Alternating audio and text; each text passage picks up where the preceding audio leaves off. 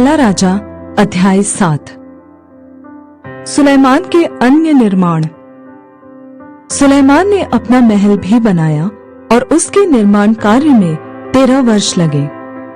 उसने लबानोन का वन नामक महल बनाया, जिसकी लंबाई 100 हाथ, चौड़ाई 50 हाथ और ऊंचाई 30 हाथ की थी। वह तो देवदार के खम्भों की 4 पंक्तियों पर बना और खम्भों पर देवदार की कड़ियां रखी गई, और 45 खम्भों के ऊपर देवदार की छत वाली कोठरियां बनी, अर्थात एक एक मंजिल में 15 कोठरियां बनी। तीनों मंजिलों में कड़ियां धरी गईं और तीनों में खिड़कियां आमने सामने बनी, और सब द्वार और बाजुओं की कड़ियां भी चौकोर थी, और तीनों मंजिलों में खिड़कियां आमने सामने बनी। उसने एक खम्भे वाला ओसारा भी बनाया, जिसकी लंबाई 50 हाथ और चौड़ाई 30 हाथ की थी, और इन खम्भों के सामने एक खम्भे वाला ओसारा और उसके सामने डेवढ़ी बनाई।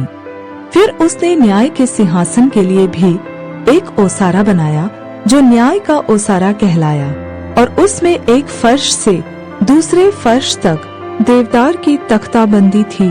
उसके रहने का भवन, जो उस ओसारे के भीतर के एक और आंगन में बना, वह भी उसी ढंग से बना।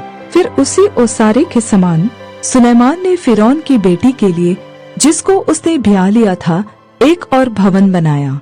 ये सब घर बाहर भीतर नींव से मुंडेर तक ऐसे अनमोल और गढ़े हुए पत्थरों के बने, जो नाप कर और आरों से चीर कर तैयार किए गए थे, और बाहर के आंगन से ले बड़े आंगन तक लगाए गए। उसकी नींव बहुमूल्य और बड़े बड़े अर्थात 10-10 और 8-8 हाथ के पत्थरों की डाली गई थी, और ऊपर भी बहुमूल्य पत्थर थे, जो नाप से गढ़े हुए थे, और देवदार की लकड़ी भी थी। बड़े आंगन के चारों ओर के घेरे में गढ़े हुए पत्थरों के 3 रद्दे और देवदार की कड़ियों की एक परत थी, जैसे कि यहोवा के भवन के भीतर वाले आंगन और भवन के ओसारे में लगे थे। फिर राजा सुलेमान ने सोर से हूराम को बुलवा भेजा। वह नप्ताली के गोत्र की किसी विधवा का बेटा था, और उसका पिता एक सोरवासी ठठेरा था, और वह पीतल की सब प्रकार की कारीगरी में पूरी बुद्धि, निपुणता और समझ रखता था। सो वह राजा सुलेमान के पास आकर उसका सब काम करने लगा। उसने पीतल ढालकर 18-18 हाथ ऊंचे 2 खम्भे बनाए, और एक एक का घेरा 12 हाथ के सूत का था। ये भीतर से खोखले थे, और इसकी धातु की मोटाई 4 अंगुल थी। उसने खम्भों के सिरों पर लगाने को पीतल ढालकर 2 कंगनी बनाई। एक एक कंगनी की ऊंचाई 5-5 हाथ की थी। खम्भों के सिरों पर की कंगनियों के लिए 4 खाने की 7-7 जालियां और साकलों की 7-7 झालरें बनी।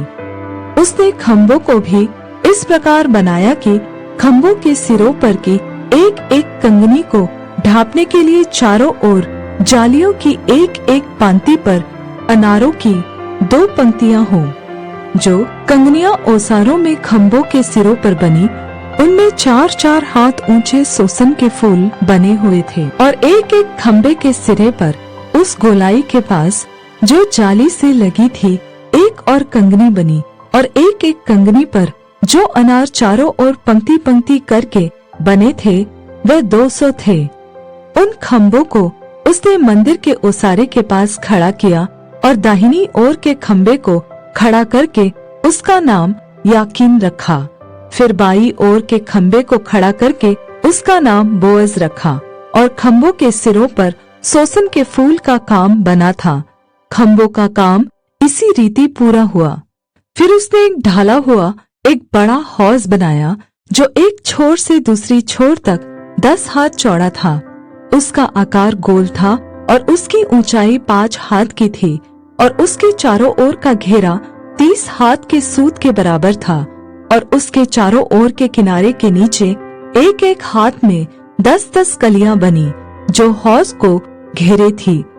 जब वह ढाला गया, तब ये कलियां भी 2 पंक्तियों में ढाली गई, और वह 12 बने हुए बैलों पर रखा गया, जिनमें से 3 उत्तर, 3 पश्चिम, 3 दक्षिण और 3 पूर्व की ओर मुंह किए हुए थे। और उन्हीं के ऊपर हौज था, और उन सभी का पिछला अंग भीतर की ओर था।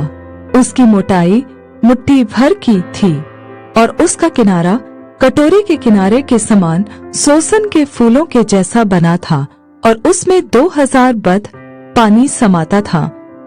फिर उसने पीतल के 10 ठेले बनाए। एक एक ठेले की लंबाई 4 हाथ, चौड़ाई भी 4 हाथ और ऊंचाई 3 हाथ की थी।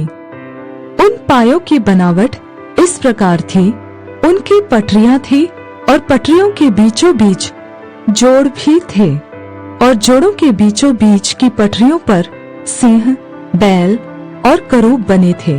और जोड़ों के ऊपर भी एक एक और ठेला बना, और सिंहों और बैलों के नीचे लटकती हुई झालरें बनी थी।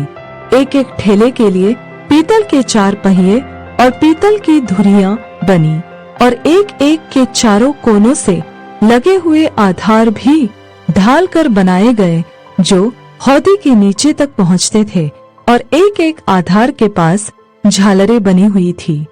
हौदी का मुंह जो ठेले की कंगनी के भीतर और ऊपर भी था, वह 1 हाथ ऊंचा था, और ठेले का मुंह जिसकी चौड़ाई 1.5 हाथ की थी, वह पाये की बनावट के समान गोल बना, और उसके मुंह पर भी कुछ खुदा हुआ काम था, और उनकी पटरियां गोल नहीं चौकोर थी, और चारों पहिए पटरियों के नीचे थे, और एक एक ठेले के पहियों में धुरियां भी थी, और एक एक पहिए की ऊंचाई 1.5 हाथ की थी। पहियों की बनावट रथ के पहिए की सी थी, और उनकी धुरियां, चक्र, आरे और नाभे सब ढाली हुई थी। और एक एक ठेले के चारों कोनों पर 4 आधार थे, और आधार और ठेले दोनों एक ही टुकड़े के बने थे, और एक एक ठेले के सिरे पर आधा हाथ ऊंची चारों ओर गोलाई थी, और ठेले के सिरे पर की टेके और पटरियां ठेले से जुड़े हुए एक ही टुकड़े के बने थे। और टेकों के पाटों और पटरियों पर जितनी जगह जिस पर थी, उसमें उसने करूब और सिंह और खजूर के वृक्ष खोदकर भर दिए, और चारों ओर झालरें भी बनाई।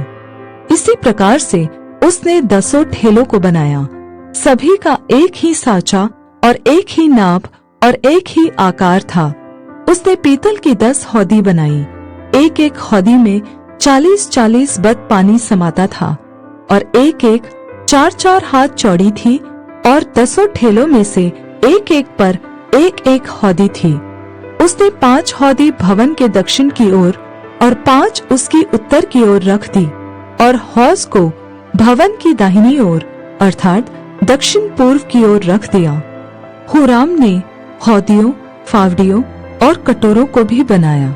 सो हुराम ने राजा सुलेमान के लिए यहोवा के भवन में जितना काम करना था, वह सब पूरा कर दिया, अर्थात 2 खम्बे और उन कंगनियों की गोलाइयां जो दोनों खम्बों के सिरे पर थी, और दोनों खम्बों के सिरों पर की गोलाइयों के ढापने को 2-2 जालियां, और दोनों जालियों के लिए 400 अनार, अर्थात खम्बों के सिरों पर जो गोलाइयां थी, उनके ढापने के लिए अर्थात एक एक जाली के लिए अनारों की 2-2 पंक्तियां, 10 ठेले और इन पर की 10 हौदियां, 1 हौज और उसके नीचे के 12 बैल और हंडे, फावड़ियां और कटोरे बने।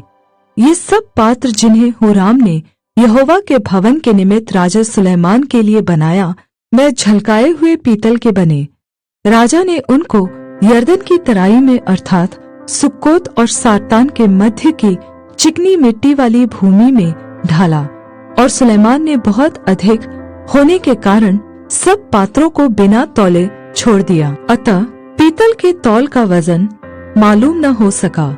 यहोवा के भवन के जितने पात्र थे, सुलेमान ने सब बनाए, अर्थात सोने की वेदी और सोने की वह मेज जिस पर भेंट की रोटी रखी जाती थी, और शुद्ध सोने की दीवटें जो भीतरी कोठरी के आगे 5 तो दक्षिण की ओर और 5 उत्तर की ओर रखी गई, और सोने के फूल, दीपक और चिमटे और शुद्ध सोने के तसले, कैंचियां, कटोरे, धूपदान और करछे, और भीतर वाला भवन जो परम पवित्र स्थान कहलाता है और भवन जो मंदिर कहलाता है, दोनों के किवाड़ों के लिए सोने के कब्जे बने। इस प्रकार जो काम राजा सुलेमान ने यहोवा के भवन के लिए किया, वह सब पूरा हुआ। तब सुलेमान ने अपने पिता दाऊद के पवित्र किए हुए सोने चांदी और पात्रों को भीतर पहुंचाकर यहोवा के भवन के भंडारों में रख दिया।